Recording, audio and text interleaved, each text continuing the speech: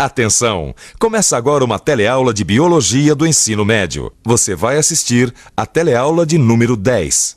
Bons estudos!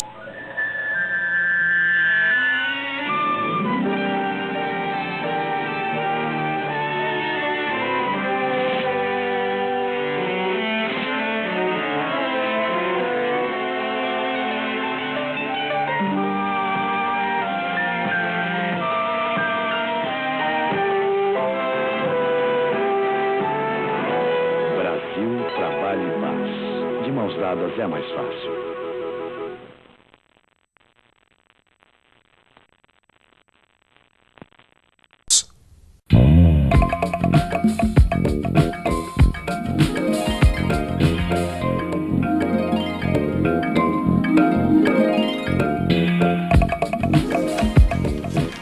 Nem bem as férias começaram e o litoral já está com problemas. Olha aí, 4 horas de congestionamento nas estradas. Praias lotadas e sujas, impróprias para o banho. E o pior é que as crianças não querem nem saber, querem entrar no mar de qualquer jeito, né? E acabam engolindo essa água. Eu não engulo não, mas eu sei nadar. Isso sem falar de quando falta água, né? Não sobra nem para cozinhar. E quando tem, a gente desconfia.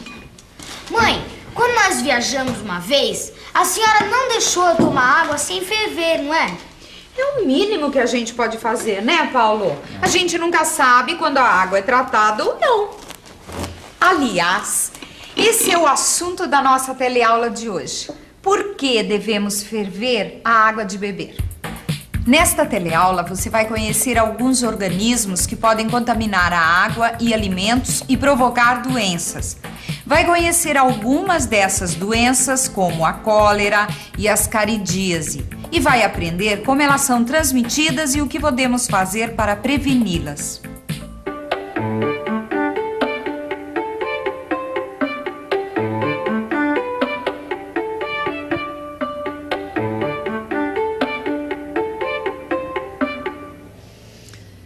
Durante o verão, o litoral recebe uma grande quantidade de turistas. A população aumenta demais e as cidades não têm uma estrutura para abrigar tanta gente. Começa então uma série de problemas que a gente já conhece.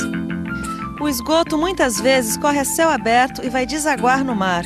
Tem esgoto clandestino por todo lado, poluindo os rios e as praias. Em alguns casos, a água consumida vem de poços ou nascentes e raramente é tratada. Em outras cidades, embora a água seja tratada, não é suficiente para atender a demanda de turistas que vêm passar as férias.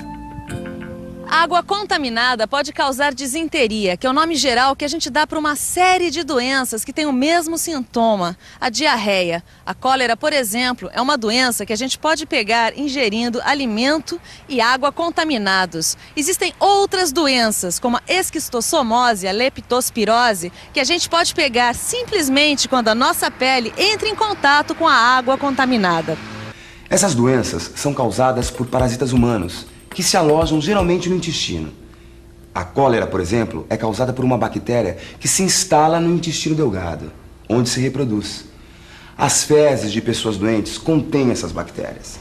As fezes vão para o esgoto, que vai sem tratamento para os rios e mares.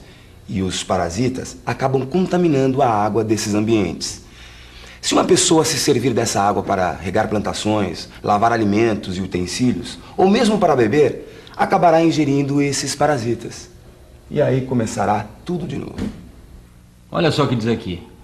A cólera voltou a atacar pessoas em várias regiões do país. A cólera? Aquela doença que chega a matar? É, isso aí. Olha o que diz aqui ainda. Provoca uma disenteria violenta e as fezes saem com uma cor esbranquiçada. O melhor é procurar um médico.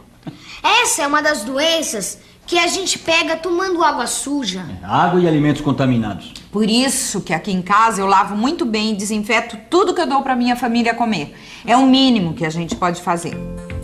Roberto é cozinheiro há 13 anos. Ele começou como aprendiz. O chefe exigia que tudo estivesse perfeitamente limpo. E o Roberto aprendeu que quem lida com alimentos deve se preocupar, antes de mais nada, com a higiene. Para um cozinheiro, limpeza é fundamental. Antes de mexer com qualquer alimento, é preciso lavar bem as mãos. Senão a gente pode, sem saber, estar transmitindo alguma doença. Alimentos como verduras e legumes é preciso ter maior cuidado ainda. Depois de lavados, eu os mergulho em água clorada. O importante é desinfetar para matar os micro-organismos. A maior satisfação do Roberto é ver os clientes bem servidos. Se eu cuidar da higiene, estou cuidando da minha saúde e da saúde dos meus clientes. Na minha cozinha, fiscal nenhum acha defeito. Agora, eu sei que tem restaurantes por aí onde os clientes já pegaram até lombriga. Já pensou? Lombriga é o nome popular do verme que se chama Ascaris lumbricoides. A doença provocada por ele chama-se ascaridíase. A pessoa ingere os ovos do verme, que podem estar na água ou alimentos contaminados. Dentro do sistema digestivo, os ovos se transformam em larvas que perfuram a parede do intestino e vão para a corrente sanguínea. Alcançam o fígado, o coração e chegam até os pulmões. Aqui, elas perfuram os alvéolos e vão até a traqueia. Quando a pessoa tosse, as larvas que estavam na traqueia vão para a garganta. A pessoa acaba engolindo essas larvas que voltam ao intestino, onde se tornam adultas. No intestino, as larvas se desenvolvem até atingir o estágio adulto. Neste local, os vermes se alimentam e se reproduzem. Seus ovos são eliminados pelas fezes. É por isso que certos comportamentos inadequados, como deixar de lavar as mãos depois de ir ao banheiro, podem provocar a autoinfestação. A pessoa pode levar a mão suja à boca e assim ingerir ovos eliminados nas próprias fezes. Quando a infestação é muito grande, as lombrigas adultas podem obstruir o intestino, provocando dores. Se houver muitas larvas, a pessoa poderá ter problemas em órgãos como o fígado, coração e pulmões. Os ovos de Ascaris que chegam ao solo podem permanecer vivos até um período superior a 2 anos. É bom saber disso, principalmente quem tem crianças para cuidar. Elas podem ingerir ovinhos brincando com a terra. Do mesmo modo, a água pode contaminar as plantações das hortaliças que comemos. Se você não lavar bem ou não cozinhar, pode ficar doente. Para saber se rios, represas e praias estão contaminados, existem órgãos do governo que fazem essa fiscalização. Como é que é feito esse controle? Nós levamos uma amostra dessa água para o laboratório e observamos a presença de micro-organismos chamados coliformes fecais. Esses seres microscópicos não causam doença, mas estão no intestino de todas as pessoas e são eliminados com as fezes. Mas se eles não causam doenças, por que precisam ser controlados? Porque como eles estão nas fezes, eles servem como indicadores da poluição. Onde você encontrar grande quantidade de coliformes fecais é porque houve despejo de esgoto. A água, para ser boa para o consumo, não deve ter coliformes fecais. Ô pai, a água daqui de casa precisa ser fervida para a gente poder beber? Não, Dudu. Aqui em casa nós recebemos água tratada. E para garantir usamos o filtro ainda. Os filtros hoje em dia têm dentro deles um carvão ativado. A água passa pelo carvão ativado, que segura partículas de proteína. Além disso, o filtro retém partículas sólidas. Assim, a filtração melhora a qualidade da água. Mas atenção, o filtro não substitui o tratamento com cloro ou a fervura. Como prevenir é sempre melhor do que remediar, depois de lavar muito bem essas verduras, eu ainda vou deixar de molho com umas gotinhas de cloro. Também é uma maneira de acabar com os parasitas que podem estar nas folhas. Elas podem ter esses bichinhos ou ainda ovos de vermes.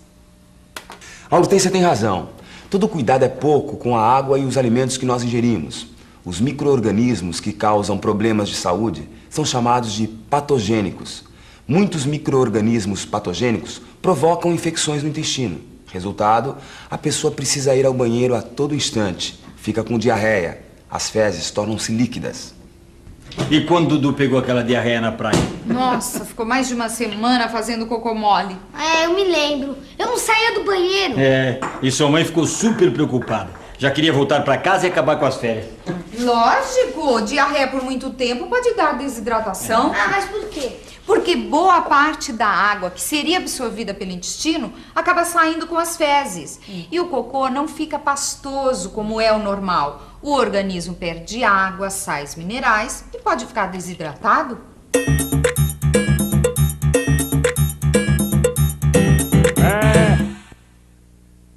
Quando a disenteria persiste por muito tempo, o doente precisa tomar bastante líquido. De preferência, soro caseiro. A receita é simples. Pegue um copo de água limpa, fervida ou clorada, e acrescente uma pitada de sal e uma colher de sobremesa rasa de açúcar. Fácil, né? Com esse soro, você pode prevenir a desidratação. Mas por que a gente tem que ferver água quando vai pro litoral? Porque é um jeito da gente matar os bichinhos que podem causar doença na gente. Sabe, Dudu, nenhum organismo vivo resiste a tanto calor, a uma temperatura tão alta. E a gente pode também colocar cloro na água. Lembra a última temporada que a gente foi pra praia? Você pode comprar cloro na farmácia e ler na embalagem quantas gotas são necessárias para esterilizar 1 litro de água. Mas se você não tiver cloro, pode usar água sanitária, que é mais fácil de encontrar. Bastam 5 gotas. 1, 2, 3, 4, 5 para cada litro de água. E uma das melhores maneiras de prevenir essas doenças é o saneamento básico. Em locais onde há saneamento básico, o esgoto produzido pela população é recolhido e fica afastado da água que será usada para consumo. Além disso, a água passa por uma estação de tratamento antes de chegar à casa das pessoas. É filtrada e depois clorada, exatamente para matar os micro-organismos. Em lugares onde não há saneamento básico, o esgoto e a água ficam por conta do cidadão. Uma boa maneira de evitar a contaminação é construir uma fossa, bem longe do local de onde se retira a água. Senão, as águas sujas do esgoto da fossa podem atingir o poço, contaminando a água que se usa em casa. Nesse caso, é necessário ferver bem ou então clorar a água. Você acabou de ver algumas medidas de profilaxia, quer dizer, preventivas para evitar a contaminação por micro-organismos. Vamos dar agora uma bela revisada no que nós vimos nesta teleaula. E atenção, se liga aí que é hora da revisão. Na teleaula de hoje, você ficou conhecendo alguns parasitas que podem contaminar a água e os alimentos, provocando doenças. Viu que a disenteria é o sintoma mais comum dessas doenças. Viu também como são transmitidas a cólera e a ascaridíase. A teleaula de hoje mostrou ainda como se deve fazer para evitar a contaminação, ferver e clorar a água, lavar e desinfetar os alimentos, ter hábitos higiênicos, além de reivindicar saneamento básico para o local onde se vive. São as melhores medidas de prevenção que se pode tomar. Agora que você já sabe disso tudo, você pode reivindicar saneamento básico, proteção aos mananciais e fontes naturais da água que bebemos. Afinal de contas, a saúde é um direito de todo mundo. Até a próxima e tchau.